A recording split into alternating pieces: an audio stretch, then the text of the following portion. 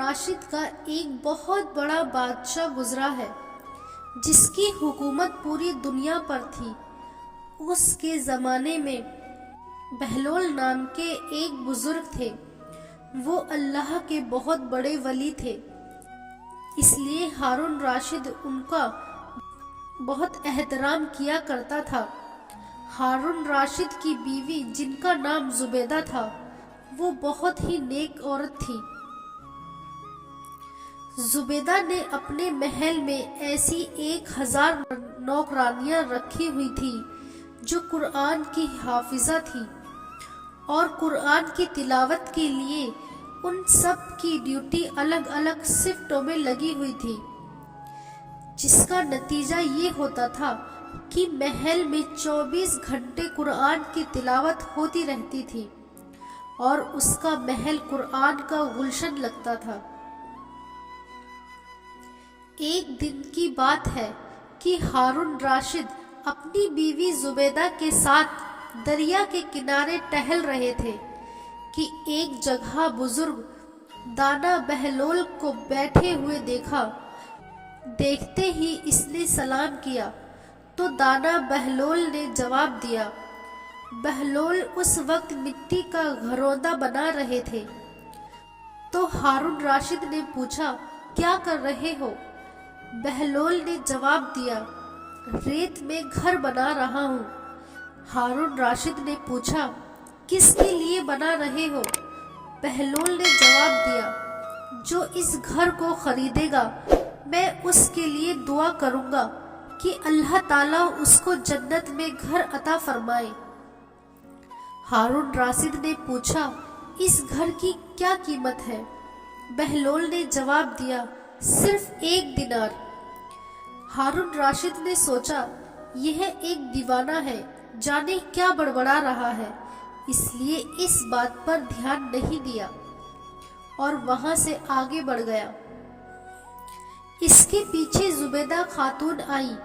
انہوں نے بھی سلام کر کے یہی سوالات پوچھے، کیا کر رہے ہو؟ کس کے لیے بنا رہے ہو؟ تو بہلول نے پھر وہی جواب ان کو بھی دیا کہ جو اس گھر کو خریدے گا اس کے لیے دعا کروں گا کہ اللہ تعالیٰ اس کو جنت میں گھر عطا فرمائے۔ قیمت پوچھنے پر بہلول نے 1 دینار بتایا تو زبیدہ نے 1 دینار دے کر کہا، میرے لیے دعا کر دینا، اور پھر وہ آگے بڑھ گئی۔ رات کو جب ہارون راشد سویا تو اس نے خواب میں جنت کے حسین منظر دیکھے۔ خوبصورت جھرنے، ہرے بھرے باغ اور اونچے اونچے خوشنما محل بھی تھے، اور ان محلوں میں ایک محل ایسا بھی تھا جس پر زبیدہ کا نام لکھا ہوا تھا۔ ہارون راشد نے سوچا کہ میں دیکھوں تو صحیح میری بیوی کا گھر کیسا ہے، لیکن اس سے پہلے کہ محل میں داخل ہوتا، محل میں ایک چوکیدار نے اسے روک لیا۔ ہارون راشد نے کہا، اس محل پر میری بیوی کا نام لکھا ہے، یہ میری بیوی کا ہے، اس لیے مجھے اندر جانا ہے۔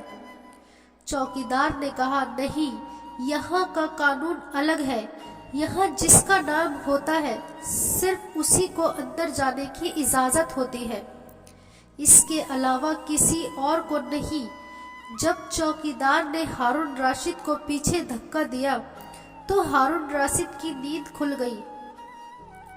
جاگنے پر اسے یقین ہو گیا کہ بہلول کی دعا زبیدہ کے حق میں قبول ہو گئی، اور خود پر افسوس کرنے لگا کہ میں بھی اپنے لیے ایک گھر خرید لیتا تو کتنا اچھا ہوتا۔ وہ ساری رات اسی افسوس میں کروٹیں بدلتا رہا۔ صبح آنکھ کھلی تو اس نے سوچا کہ آج ضرور میں دریا کے کنارے جاؤں گا اور بہلول سے دعا کروا کے اپنے لیے جنت میں ایک مکان ضرور خریدوں گا۔ اگلے دن وہ دریا کے کنارے بہلول کو تلاش کرتے ہوئے ادھر ادھر دیکھ رہا تھا کہ اس نے پھر بہلول کو اسی طرح ایک مکان بناتے ہوئے دیکھا، تو قریب جا کر سلام کیا اور بہلول نے جواب دیا، اس کے بعد پھر وہی سوالات شروع ہو گئے۔ ہارون نے راشد سے پوچھا کیا کر رہے ہو؟ بہلول نے جواب دیا ریت میں گھر بنا رہا ہوں۔ ہارون راشد نے پوچھا کس کے لیے بنا رہے ہو؟ بہلول نے جواب دیا جو اس گھر کو خریدے گا میں اس کے لیے دعا کروں گا کہ اللہ تعالیٰ اس کو جنت میں گھر عطا فرمائے۔ ہارون راشد نے پوچھا اس گھر کی کیا قیمت ہے؟ بہلول نے جواب دیا اس کی قیمت پوری دنیا کی بادشاہی ہے۔ ہارون راشد نے کہا اتنی قیمت تو میں نہیں دے سکتا، لیکن کل تو ایک ہی دینار کے بدلے دے رہے تھے اور آج پوری دنیا کی بادشاہی مانگ رہے ہو۔ بہلول نے کہا بادشاہ سلامت، کل بن دیکھے کا معاملہ تھا، آج دیکھا ہوا معاملہ ہے۔ کل بن دیکھے سودا تھا اس لیے سستا مل رہا تھا، اور آج چونکہ جنت دیکھ آئے ہو اس لیے اب اس کی قیمت زیادہ دینی پڑے گی۔ ہماری مثال ایسی ہی ہے کہ آج ہم نے اللہ اور اس کے رسول کو بن دیکھے مانا تھا، اس لیے جنت بڑی سستی تھی، لیکن جب موت کے وقت کی آخرت کی نشانیاں دیکھ لیں گے تو پھر اس کے بعد اس کی قیمت ادا نہیں کر سکیں گے۔